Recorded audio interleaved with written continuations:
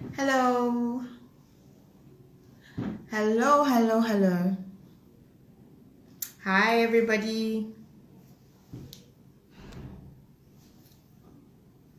Hi, everybody. Good morning. Thank you for joining us today on our weekly live. Hello, thank you for waving back. My name is Roslyn, and today I'm going to be talking to you and giving you some information and updates about your proof of funds if you're hoping to study in the UK, especially in this coming September or January, if that's something that's in your plan. So I'm going to be giving you information on what to expect when it comes to having the required proof of funds for your intended study. Okay, so I'm just going to wait maybe 1-2 minutes to have a bit more people join, so that I don't have to repeat myself all over again when people join in the middle, because the information I'm going to share here today honestly is very important, and this can make a big difference. It can make a real big difference when it comes to actually getting your visa or not. And the information I'm also going to share here can actually save you from a whole lot, such as maybe a ban or a refusal, in terms of admissions or visa refusals. So there are lots of developments currently, and these are things we need to keep in mind as we plan our study abroad dream, especially if you're thinking of studying in the UK. So welcome everybody, thank you for joining. So today, like I said, we're talking proof of funds. I think we have a bit of people that has joined. Thank you for waving. Thank you for waving. I'm waving back. Thank you so much. So if you are interested in studying in the UK, what's your proof of funds? So your proof of funds basically is the money you're supposed to have in your account that proves that you have enough money for what?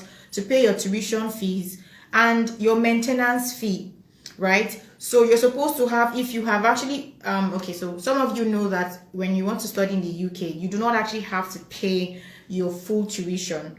Most times, even if you're studying a course that amounts to about £20,000, you might not need to pay up to 50%, as at the time you're taking the offer. Most times you need to pay about 3,000 to 4,000 or even as low as 2,000 just to accept the offer of study, right? So when you are creating your proof of funds document, this is your financial bank statement. Basically, you are supposed to show the balance of your tuition and your cost of maintenance. Those funds are supposed to be in your account for a period of 28 days. This is what you're supposed to show to the school if the school requires it in order to give you your confirmation of studies. This is the document that you were given that enables you to apply for your visa, and it's also what you will need in order to apply for your visa, right? So that's your proof of funds. Now, if you also have dependents, you're going with your wife or your husband or your kids, they are also supposed to show their cost of maintenance also in your account.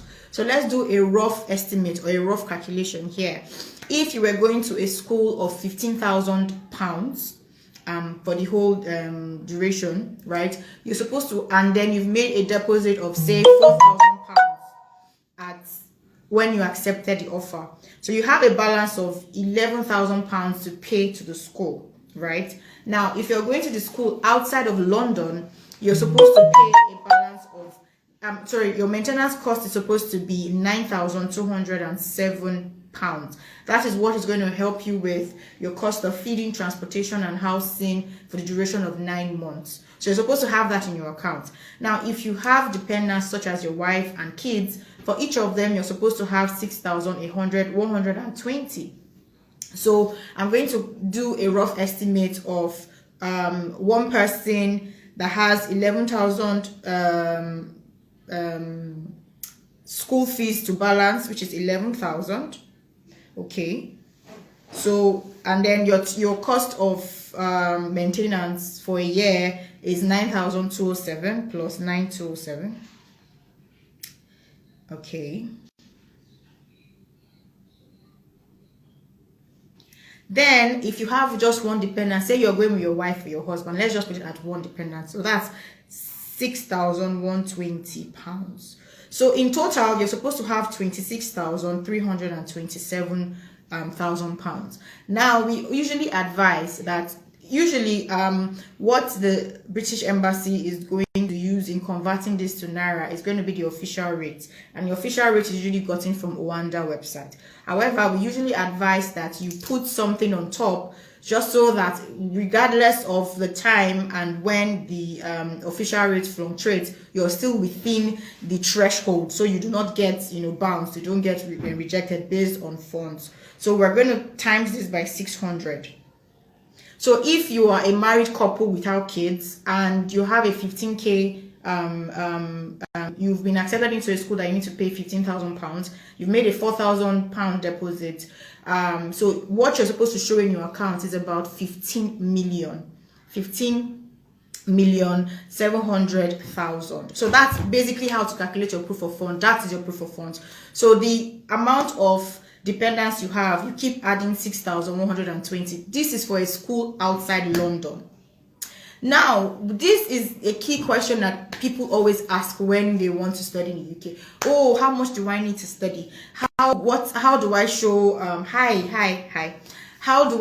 how long do I have to show this for? How long does the money have to be there? Do you help with proof of funds, and all that questions, so these are things I'm going to be answering now.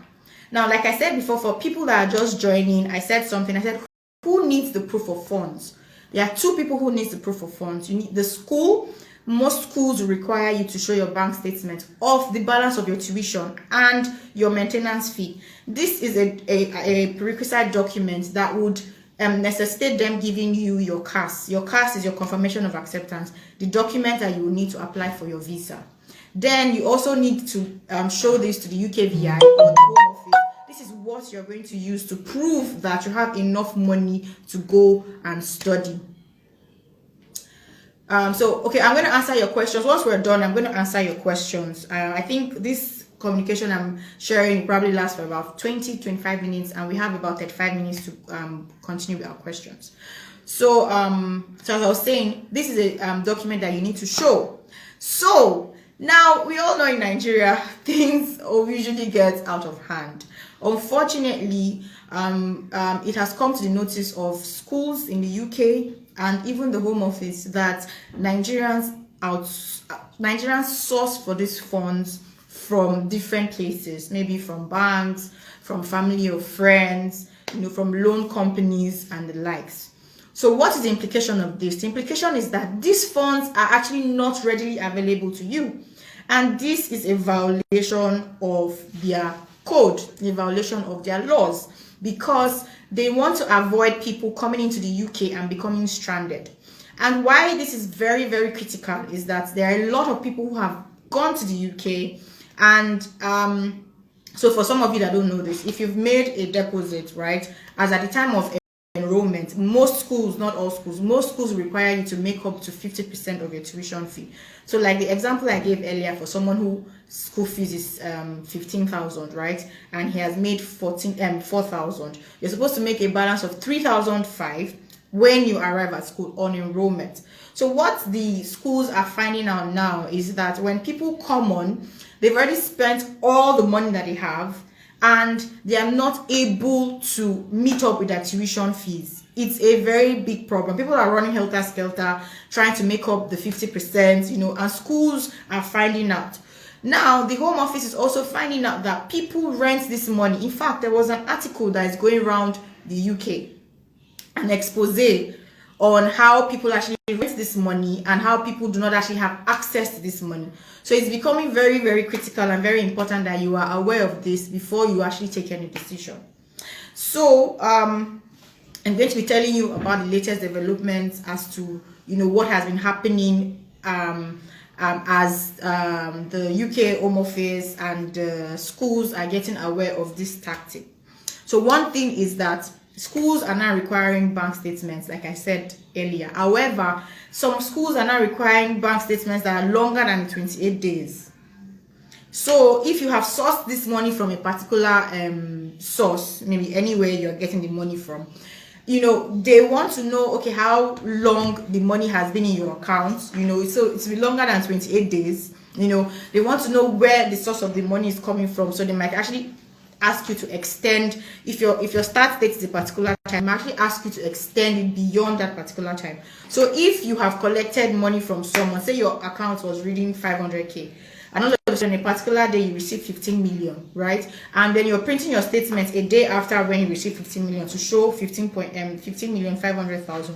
They might tell you to backdate your statement just to find out how that money came about.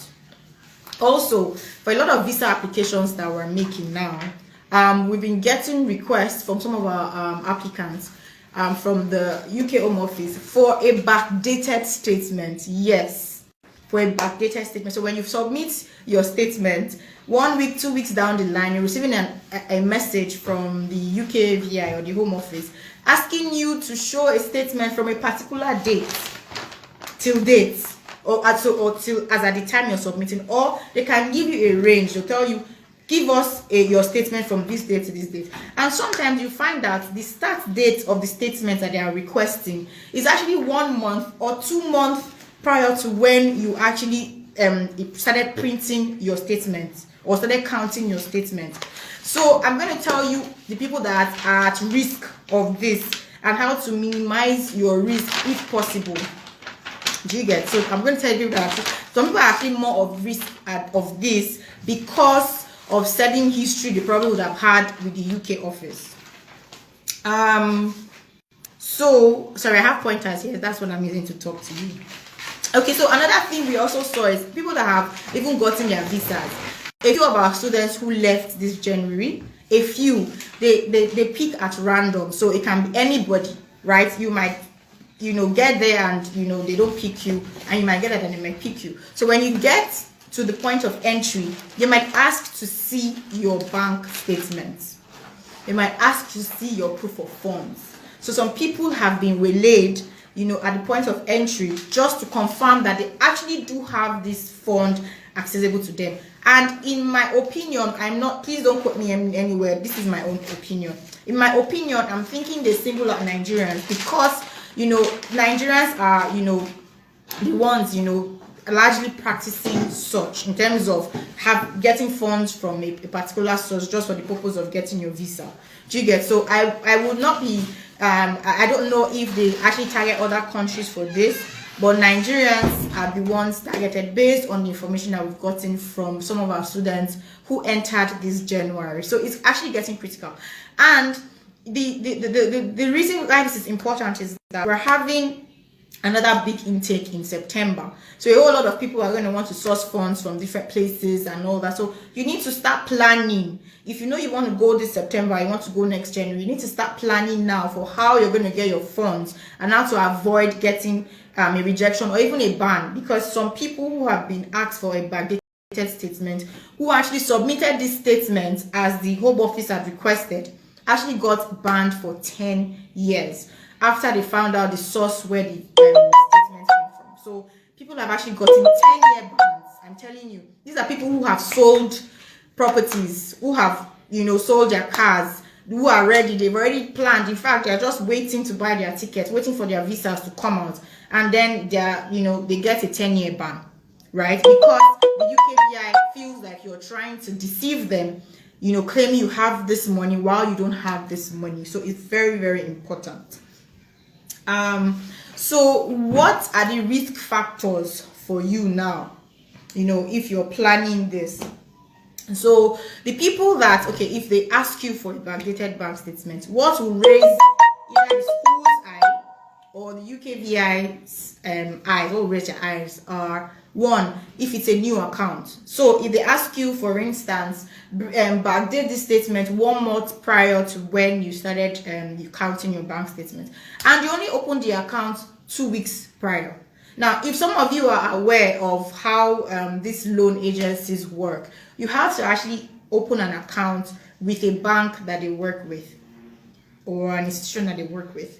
And usually this is a new account, right? So if they ask for a backdated statement 1 month prior to when you started counting, 2 months prior to when you started counting, you can't show it.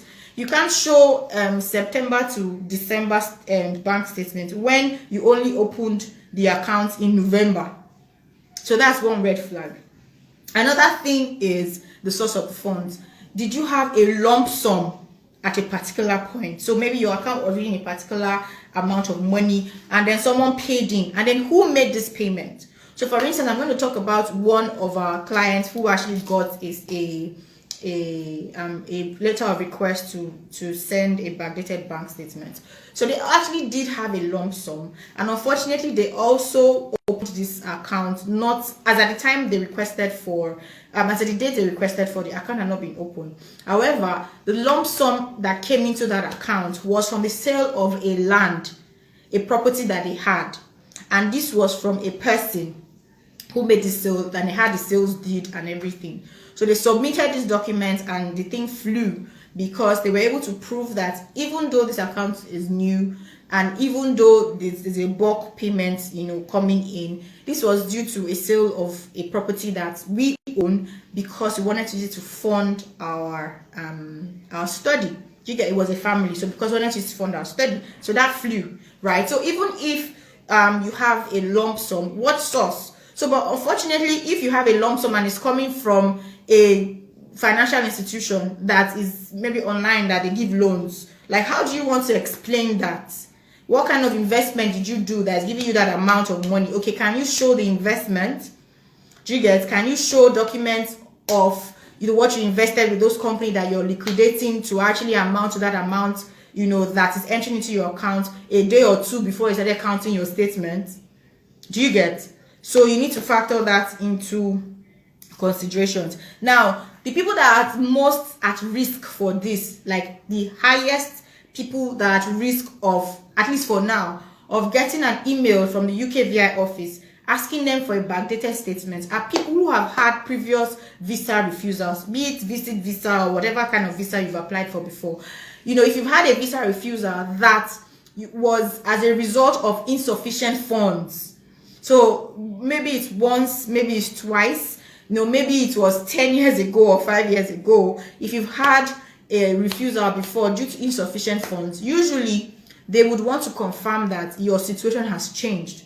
So if 3 years ago you applied and the UKVI office is saying, my dear, you don't have enough funds to fund this trip, how come all of a sudden, sorry, I think there's, hello everyone, I'm so sorry for the break in transmission. Something got cut off, so we're going to continue the live now. Please bear with me. So where I don't know if we're having any new comma here, but I'm going to continue from where I stopped. When it's time for questions, if you ask your questions, I'm going to respond to them and answer you. Okay, so like I said, the people that are most at risk of getting a letter from the UKVI office asking for a backdated statement are people who have had previous refusals. So if you've had previous refusals and you're thinking of going to the UK, to study this September or January, please reach out to us and we'll advise you on how to go about it to limit your risk of getting, a request for a backdated statement, or tell you how to plan for it, because, it's very highly likely that you're actually going to get it, right? So what else is on my list?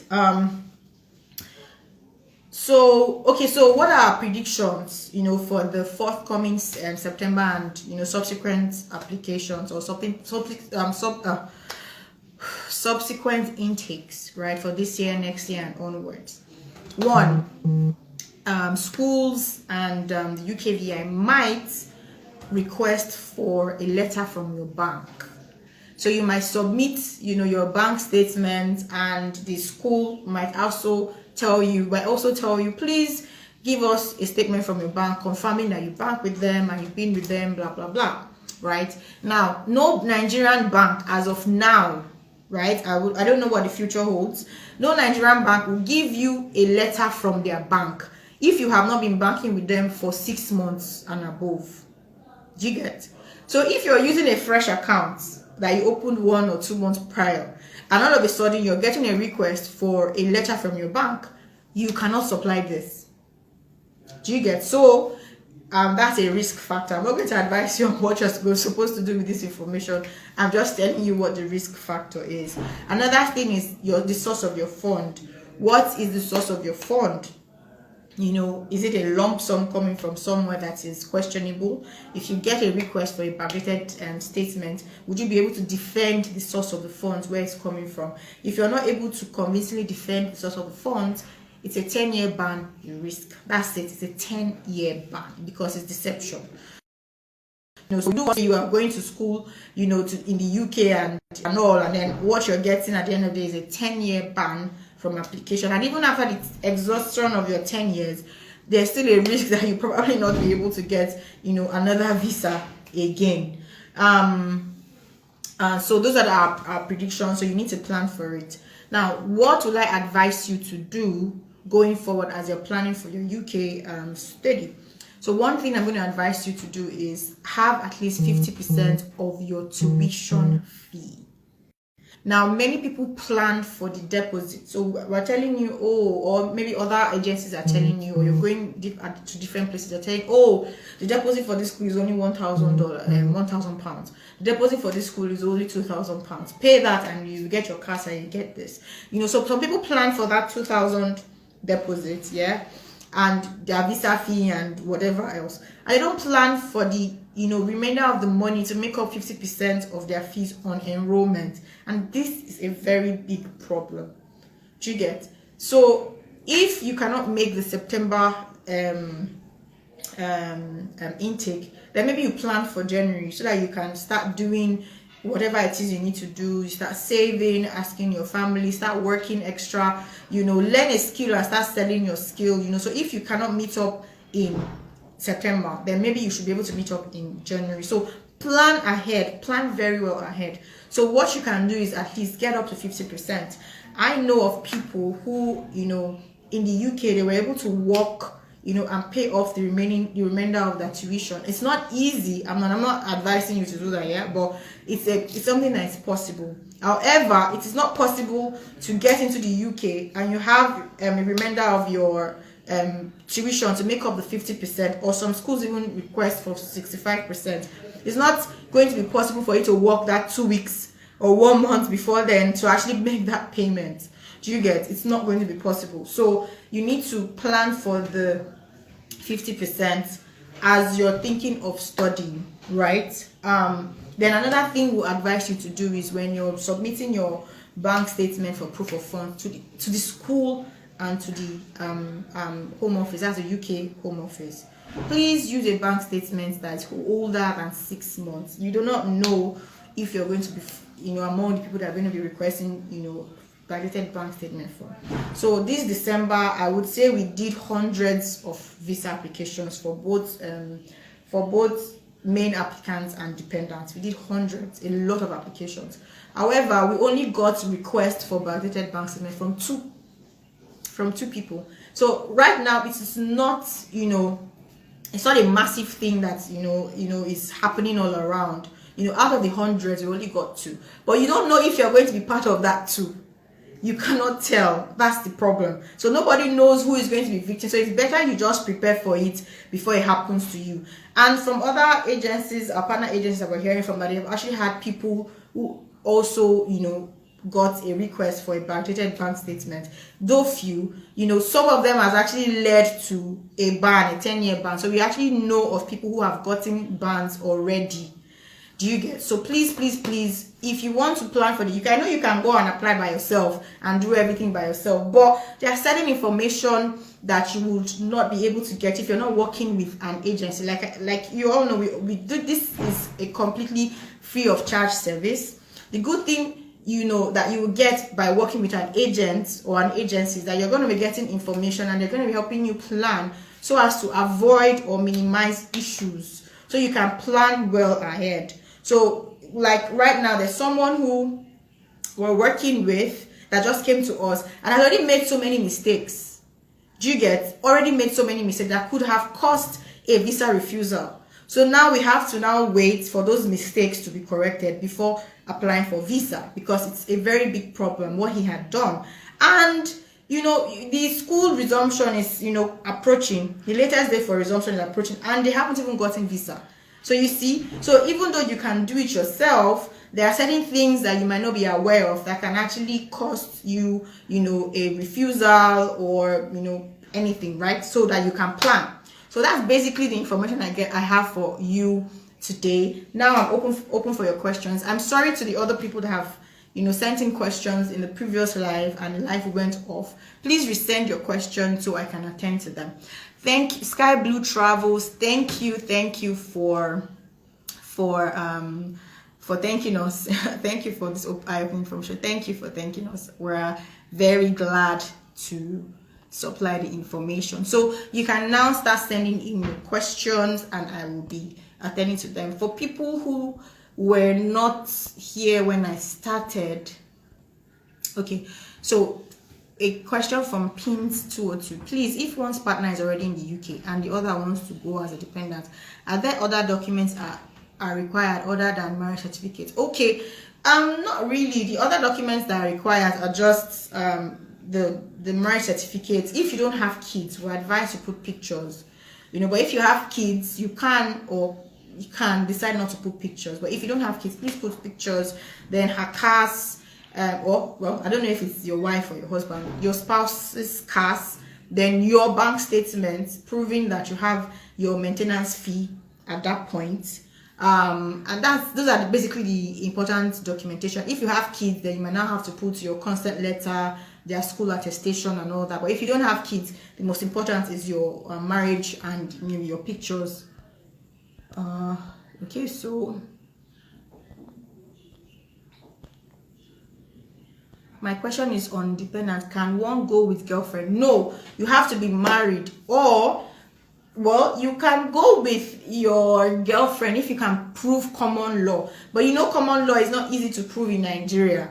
You can prove common law easily abroad because you have to have stayed together for at least a year as girlfriend, boyfriend, or partners, right?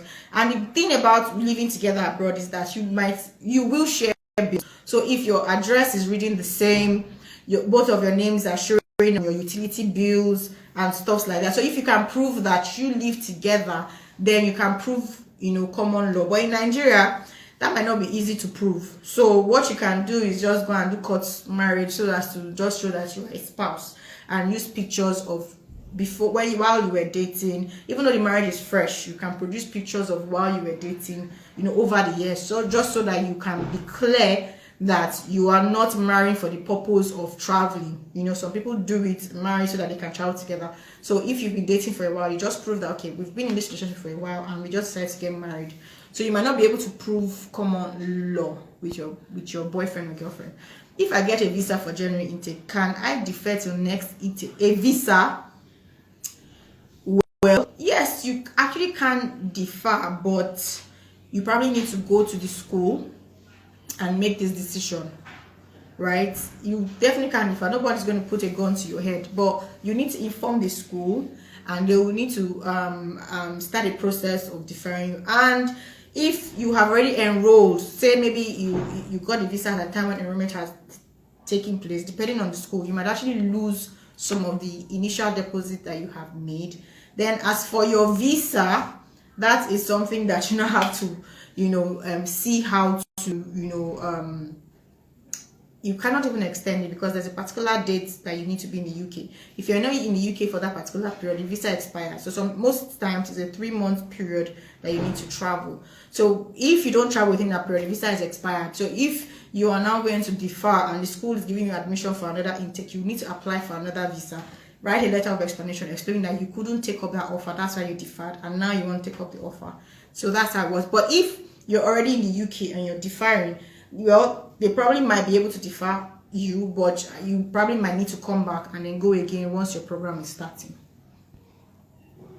How do we know the exact money that to be in the account for proof of fund? Okay, so at the beginning of this session, I already did a small demo of how to calculate, but I'm going to just do it again for everybody that is live because I think we're not even half as much as this when I did it. So how do you calculate your proof of funds? There are two things that make up your proof of funds. It's the balance of your tuition fee and your maintenance fee. So in the UK, you're supposed to show a particular amount of funds, that's supposed to help with your upkeep for a duration of 9 months, right? So if you are inside London, you're paying about 12,206, right? Sorry, 12,006 pounds if you're inside London. Now, if you're outside London, you're paying 9,207 pounds. That's for your maintenance fee. So if let's just calculate as one person now, I'm using my calculator. So if you're schooling outside of London, you're going to pay 9,207 pounds, right? Plus the balance of your tuition fee. So if you are going to a school of say 15,000 pounds, right, and you have made a deposit of 4,000 pounds, it means you have a balance of 11,000 pounds. So 9,207 pounds plus 11,000 pounds. So that's 20,207 pounds. So if you're a single person, you don't have dependents, that's how you're going to calculate your proof of funds. Now, if you have dependents, say a spouse or kids, for each dependent, and you're going outside London, you need 6,120 pounds. So if you have a husband, you add 6,120 pounds. If you have a kid, another 6,120 pounds. If you have 4 children, so that's husband plus 4 kids, that's 6,120 pounds times 5, including your own 9,207 pounds, and the balance of your tuition. So that's what you're going to use. Then we advise you to multiply this by 600 naira, because the Home Office actually uses our official exchange rate. However, our exchange rate changes. Tomorrow, CBN can just announce added 20 naira to the pounds. And if you've already submitted, or you're already counting your bank statements, and you're counting with your official rate, and it has increased, it means that you don't have, the required amount as proof of funds. So we usually advise you use 600 naira times this amount that I just calculated. So depending on how many you are, use this calculation to calculate. Now, if you have paid, say maybe you have a 15,000 pound school and you made full tuition, you paid your full 15,000 pounds, right? It means all you need to show is your maintenance fee. So if you're going outside London, it's 9,207. If you're going inside London to school, you're showing 12,006 pounds times 600.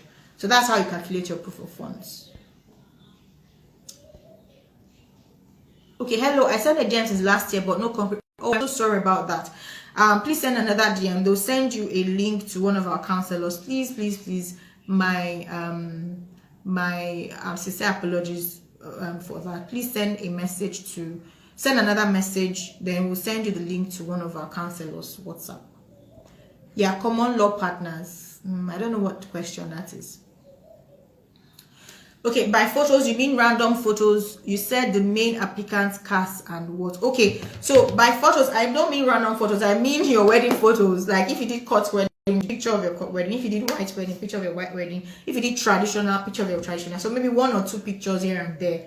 That's basically it for the for married couple. If you be married maybe a while, that's all. But if it's a recent marriage, say maybe you're marrying maybe a month before she applies, you might want to also include pictures from before you guys got married, just for the sake of including, not because it is specifically required, but sometimes you just want to put certain things to prove beyond reasonable doubt that you are actually married, because people actually use marriage as fraud. Do you get? So you need to eliminate yourself from suspicion. But if you have kids, honestly, there's really no need for pictures, because why would you have a kid with someone you're not really married to? But most times we still include pictures for the sake of including pictures. Now, if you want to prove, okay, so for married couple, we say CAS and what? So your CAS, and I said your marriage certificate. Sometimes you can put the admission offer, and then your financial bank statement. So you need to put your financial bank statement to show your own maintenance fee. Now, for people who don't understand what I'm talking about, is this question I'm answering. By photos, you mean random photos or wedding pictures? You said main applicant's CAS and what? So it's the second part of the question I'm answering. You need your CAS, you might put the admission letter if you have it, then your marriage certificate, then your bank statement showing your maintenance fee. So if the person is outside London, you're going to be showing £6,120. So those are the important documents you need to show. Is if you have kids, you might now need to start showing things like okay, so if the person is a female, let's say you are a female now and you did change your name, you need to show your change of name affidavit and a newspaper publication. If the name you were using before, is different now because you've adopted your husband's name. But if you're a man, obviously you don't need that. Now, if you have kids, you now need to prove that these kids are yours. So you show their birth certificates. You also show their attestation letter from school, if they are schooling, if they are old enough to go to school. You also need the consent letter from both parents consenting that you want to actually carry your kids to the UK. You also need a consent letter, a UKVI consent letter. It's a document you actually download while you're doing the application. It's the person whose name is on the financial bank statements that actually signs this document on behalf of the kids. So these are the things you have to show to prove that you have kids together and you have the means to actually take care of these children in the UK. Please, what about April-May intake? What's the risk of financial situation of proof of funds? So if the April-May intake is still basically the same, if you're going for April-May, it's still the same. You still need to show a 28-day bank statement. Sorry? Okay, it's the other side. Okay, so you still need to show the 28-day bank statement. So the situation really is that the advice I've given is try to use a bank that is up to 6 months, and the source of these funds, try to be sure that the source is something you can defend in case they ask you for a backdated statement. Like I said, we did hundreds of visas this December, January, right? Hundreds. We only got 2 requests for backdated statements. And the 2 people we got it from were people who had previous rejections based on insufficient funds. And from other agencies that we partner with, they also saw that people that got this request for backdated statements is also people who have had previous rejections based on insufficient funds. But we're saying this because we don't know if they are going to extend this to everybody. They might say show 28 days, but also now request for a backdated statement. So just be ready. That's what we're saying. So April-May intake, still the same thing that applies. Can one defer for a year? Yes, if you have an offer now, even if you've made payment, you can defer. But try as much as possible to defer before enrollment begins, or before you start taking classes online. If you're still in Nigeria at the time of deferment. If you've already enrolled online and started taking classes online, you might actually lose part of your tuition fee that you have paid. But if you've made payments and you want to defer and you haven't registered, or it has not even gotten to that point, yes, you can defer to the next session for a year. Yes. What type of bank account is acceptable? So it can be a savings account or a current account in your name, or if you're married, it can be in a joint account. But we advise that if you're married and maybe a husband is sponsoring his wife, we advise that the money should be in the wife's account or a joint account. It should not be in the husband's account saying, "No, I'm sponsoring her." No, you risk getting a refusal. Then if your age permits that allows it, it can also be in your parents' account. So if you're still under 30, your parents can sponsor you. But if you're like over 30, your parents are still sponsoring you, you can raise eyebrow, but well, who am I to judge, right? So your parents can sponsor you, you can sponsor yourself, or you can have a joint account with your spouse. What type? So like I said, it has to be a current or savings account. You cannot use any other type of accounts like I don't know, maybe treasury bill or investment accounts or all those kind of accounts. You can't use. The idea is the money has to be readily available to you. You don't have to go and do 1 or 2 things to release the money before you can make payments for that. No, they don't want that. They want something that is readily available to you as at the time of making the application. Okay, so please, I'm not sure. Okay, so we're going to post this video in our on our page, so please do well to watch it. They are going to be in 2 parts because the line went off while I was doing it live. So please do well to watch it. It's very, very important. If you're planning to study, please know that your proof of funds, which is one of the most important documents, must be done correctly. How long does a standard student visa take after biometrics? So a standard is 3 weeks. But what we've seen is that people get it mostly within 2 weeks. You've already gotten your visa, except they request for further documentation. So further documentation might be backdated bank statements. It might be employment records. So some people have been getting requests to submit employment records. So if there's a discrepancy in your application, they might actually also request for information. So we've had people who they've requested for birth certificates, who they've requested for other information, that they need to actually make their decision. So if they request for that, it pushes your application further than 3 weeks, because they give you a 10-day period to respond. So it now depends on how long you use in responding. So if it's a document that you cannot easily source and you're submitting on the 10th day, which is the deadline, that's 2 weeks plus another 2 weeks, which is 10 working days. That's already 4 weeks. And once you submit, it takes anywhere from 1 week to 2 to 3 weeks, depending on the sensitivity of the document. So most times when it's for records, like employment records, in one week later you've gotten your visa. So but if it's something more sensitive, 2 weeks down the line, 3 weeks down the line, you're still waiting for a decision. You get? So it all depends. So ideally it's 3 weeks. What if the proof of fund is in my account, and what account is acceptable? Okay, the proof of fund has to be in your account. That's what we advise, because it just stops you from documentation. Like if your parents are sponsoring you, they need to bring a sponsorship letter. If you're doing a joint account with your husband has to bring a letter saying that you have access to that funds and it's permitting you to take the funds. So we advise it in your account so that there are no questions asked. So what if is in my account? What account is that? So I said savings or current account in a reputable bank. That's just acceptable. I'm planning MSc program. Is it possible to take my children along? They have 10-year visa before. Do I need to apply for them? Yes, you cannot take your children along on a visit visa. They return them at the port of entry. You can't take them on a visit visa. So you have to actually change their visa to a dependent visa. You have to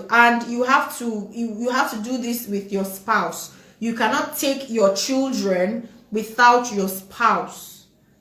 For those that are married, it's a bit more complicated, in proving that you actually have the right, sole custody of those kids to be able to take them without, the permission of your partner or your ex. Maybe be it your girlfriend, or be it your boyfriend, or be it your ex-husband or ex-wife.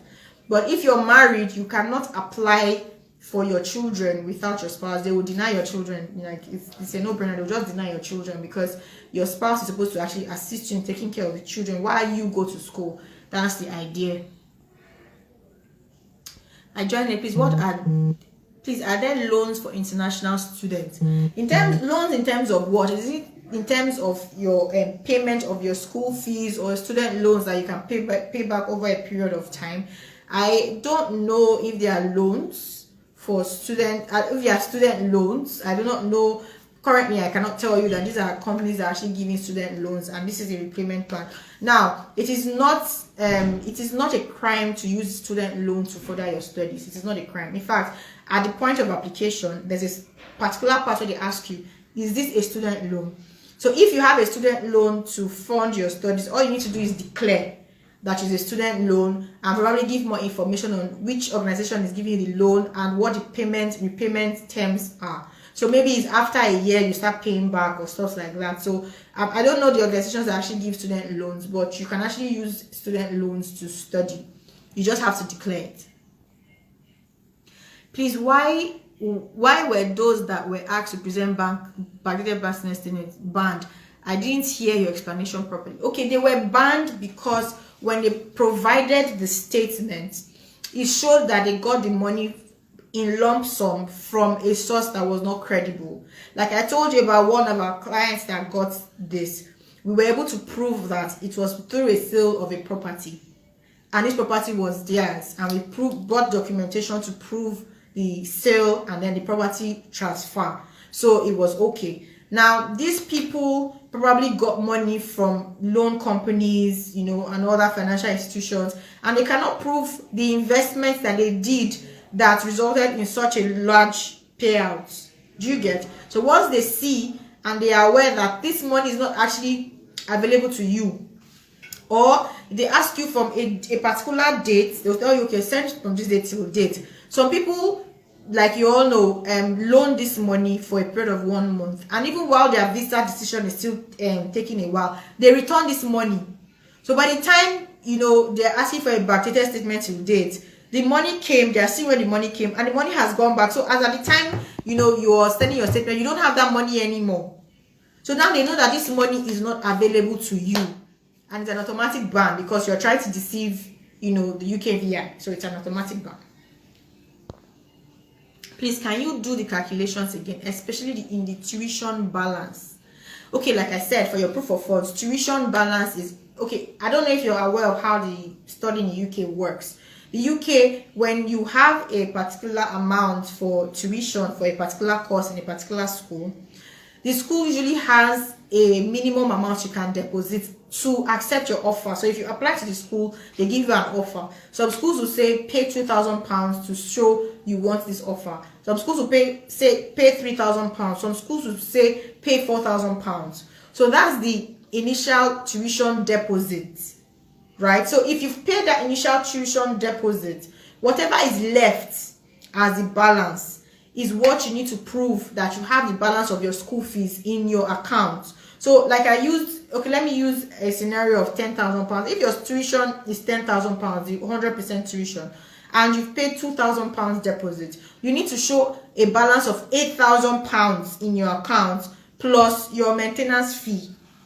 Do you get? So if your tuition is £10,000 and you have the money and you've paid £5,000, all you need to show is £5,000 tuition balance and your maintenance fee. Do you get? Likewise, if you pay 100% of your tuition, if it's £10,000 and you pay £10,000, so you don't need to show any tuition fee anymore. All you need to show is just your maintenance fee and you're good to go. Thank you very much for this insightful information. You're very welcome. I'm very, very, very glad to be sharing. Good afternoon, Lopemi Places.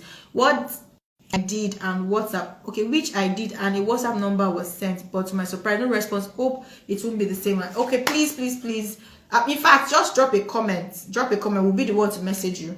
Drop a comment here, and then when this video is reposted on our page, just drop a comment there, and we'll be the one to reach out to you. Please, it will not be like last year. Can a wife and child apply for visa together while the husband apply later? No. You apply, if it's the wife that is the main applicant, you apply a loan and then you can go. Maybe after a month or 3 months, your husband and your child can apply. You can apply with the child. If you want to apply with your children, you must apply with your spouse. If you want to apply a loan, then apply a loan. Do you get? So you can apply with your child and then your husband will apply later. No. Even if you want to go with your child, apply with your husband, go with your child while your husband still stays back. And then he has a limited time. They give him 3 months to join you guys, and then, you know, change his visa to a BRP card so that he can now go and come as he please. Do you get? So you must apply. You cannot apply alone. No, you can't apply with your child alone. You must be with your spouse. Please, for the bank reference letter, who do I address it to? No, you don't need a bank reference letter. Please don't quote me anywhere. I'm saying that some schools are now requesting for bank reference letter, just to prove that you are actually genuinely working with that bank, and the bank should vouch that you actually have money in the account. Now, a bank will not give you a reference letter if you've not been banking with them for up to 6 months. The UKVI have not, at least to my knowledge, they have not started asking for bank reference letter, but I am predicting, that's why I said it was in our prediction, when I was talking about prediction for subsequent, you know, applications, is that they might start requesting for bank reference, just to prove that Nigerians have the money. So if that is the case, you don't want to be caught unawares, I'm saying use an account that is older than 6 months, or at least 6 months, so that if you need it, you can get it. But some schools are already requesting for bank reference, so that one is already happening, right? So, but the visa officers are not yet requesting for it. So if they request for it, you address it to the person that is requesting. So if it's the school, it will be addressed to the school. If it's the UKVI, it will be addressed to the UKVI home office. Should the proof of funds be in the main applicant account or in the dependent account? Please, if you are applying together, it will be in the main applicant's account.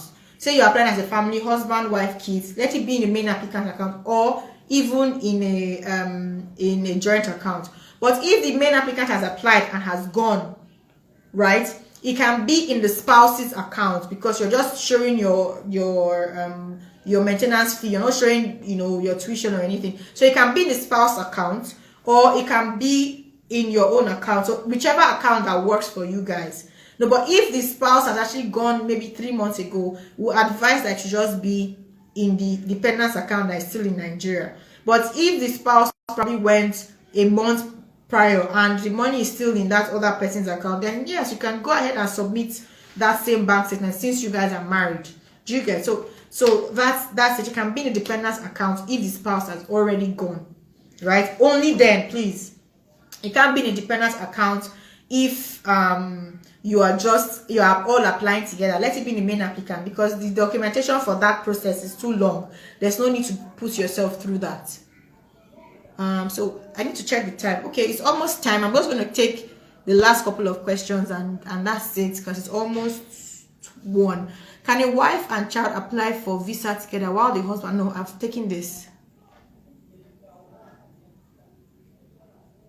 Is there a period of time a couple has been married before applying as dependent? Because I heard 6 months. No. Even if it's a month before your visa, you're married now. That's why I'm saying that for you to show that it is not suspicious, you can now show pictures of while you were engaged. Say maybe you had an engagement, maybe you proposed to her or he proposed to you in such a flamboyant way or whatever. You can show pictures of your engagement, pictures of you guys while you were dating, you know, pictures to show that you have actually been in a relationship for a while, you know, to prove that you are actually married.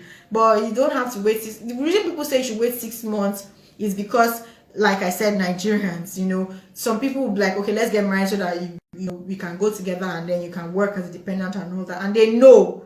So that's why they need you to prove that you are really, really married. So that you are not one of the people that will suspect. We just tell you, include pictures of you guys, you know, from when you guys have been dating. And if you actually truly dated, you should have pictures together. Pictures of attending ceremonies, pictures of when you went on dates, pictures of different things. Do you get? So you don't have to wait 6 months. You wait 6 months if you guys don't have those pictures. If you don't have anything to prove, you can wait 6 months. Can you please tell us more about UCAS?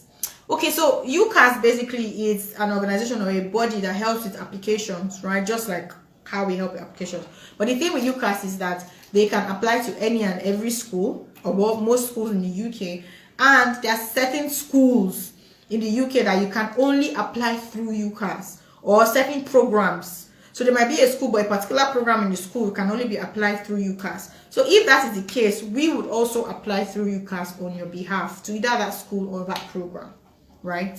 That's how the UCAS works. UCAS. What are the chances of a third class in UK? Okay, so there are schools that actually accept third class.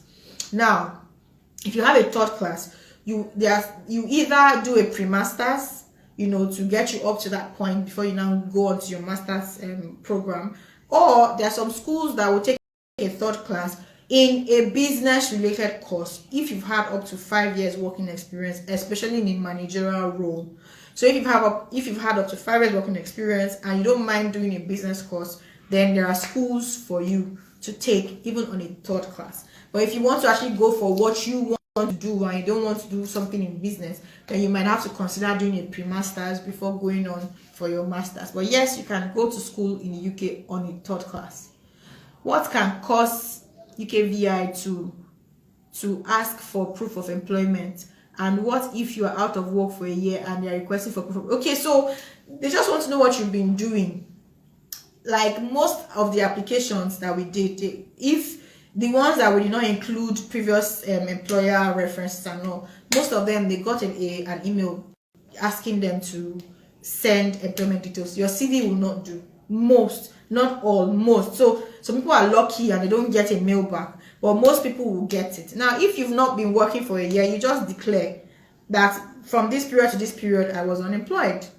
From this period to this period, I was working. Here is the employment letter to show proof. Or you can show your reference letter. So you can either go back to your company to get a reference letter, or you can go back, or if you don't want to go back, you can actually show your employment letter. So if there are periods of unemployment within your history, into your employment history, you just declare it. You know, it's not a big deal, but it might be a big deal if maybe 5 years down the line you've actually not gotten a job, you know, and they're like, why haven't you worked? You know, it might lead to an interview. It doesn't necessarily need to a refusal, but it might lead to an interview as to what is your motivation for wanting to study now 5 years later and you've never worked. Do you get? But if it's a year, 6 months and all that, then it's not a problem, as long as you've actually held jobs in the past. That's my own opinion based on the things I have seen. So it's not a problem if you've had 1 year out of work experience. Please, or if you've been out of work and you've been doing a business, just show proof of your business. If your business is registered, show the proof. If you maybe have an Instagram page where you actually do consulting or sell something or whatever, show it that this is what I've been doing to be productive. And please, who do I address the bank reference letter? I've seen this. Okay, so I'm going to just 5 minutes more. 5 minutes more and then we're good. Please, a single mother, what's requirements for the child? If you're a single mother, oh my goodness, you need to contact us because it's very dicey to be able to take your kid. Very dicey. You need to show proof that you have sole custody of the child, and this is a court judgment, not just an affidavit or just you declaring it. It's a court judgment, so you need to contact us. Let's look at what your situation is and how we can help you. So if you are, like, for any other person out there, if you're single, a single father or a single mother, and you want to take your kid, the application process is quite nice. It's straightforward for you, but for your kid it's not straightforward because they need to prove that you're not stealing this child or taking the child without the consent of, you know, the other parent. And you can't, if you get there and the other parent contacts UK via Home Office saying my child has been kidnapped by my partner, they will tell you to return the child ASAP. You know, so you are still at risk. Even if you're able to succeed, you're still at risk of returning the child, except you have a court document stating categorically that you have sole custody and you are solely responsible for making decisions on behalf of the child.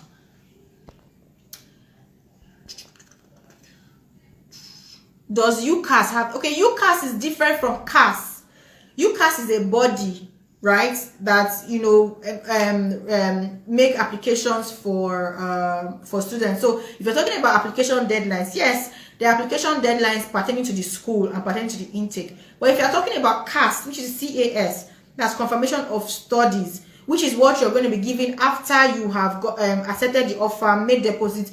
If the school requires interview, done the interview and succeeded, they give you these documents. Now, yes, there's a deadline. The deadline would be communicated, you know, and it is how will I put it? It is determined by the intake. So there are going to be different CAS deadlines based on the school. So different schools will have their different CAS deadlines. So if you miss the deadline, and you have to defer your admission to the next session, to the next intake. You mentioned a consent letter from taking independent. Yeah, okay. Please, hope your fee is not too much. Okay, so please, we don't charge for UK admission and for Ireland admission. We do not charge. It's completely free of charge. Please, we don't charge. So the only thing you're going to be paying are your school fees, your visa fee, and all that. Please, we don't charge. But if you're going to the to Canada and the US, then yes, we do have a service fee for that. Consent. You mentioned consent form. Wait, sorry. You mentioned consent form for taking independence. Yes, you know, consent form. You and your partner must just write a letter consenting that yes, you want to take your kids along with you. If you don't put that, they'll deny your kids. Which aspect of work reference is needed? Admission or visa stage? So for the two, admission stage, you just need one reference. So if you've had multiple work experience in different companies, just one reference letter is fine. But if for the visa stage, is all the places you've worked. So if you can't get a reference letter, you get your employment letter that you were given at the time when you started with the work. So that's what is going to fly. For the visa stage, is also they'll tell you, give us a history between when you finished school and now. So if you finished school in 2015, you need to show what you need from 2015 till now. You finished school in 2010, you need to show what you need from 2010 till now. That's what is needed for the visa stage. The date of birth on my YX certificate is not correct. The year is not correct. Can a court affidavit sort that in the university if I get it to UK? Yes, an affidavit will sort that. If you can change it, it's fine, but an affidavit will work if you have discrepancy in your year, in your WAEC and your your international passports. Yes. How do you contact? Please send us a DM. Send us a DM and we'll be, and you'll be directed to, if you have visa issues, directed to me. If you have inquiries on schools you want to make admission and all, you'll be directed to our counselor who is going to help you with that.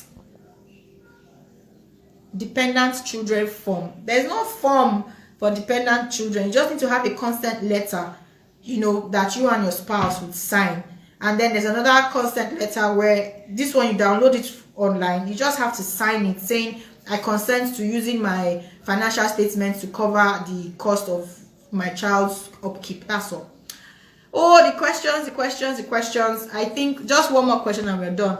Please, do you mean the standard student visa gets issued before 15 working days? Yes.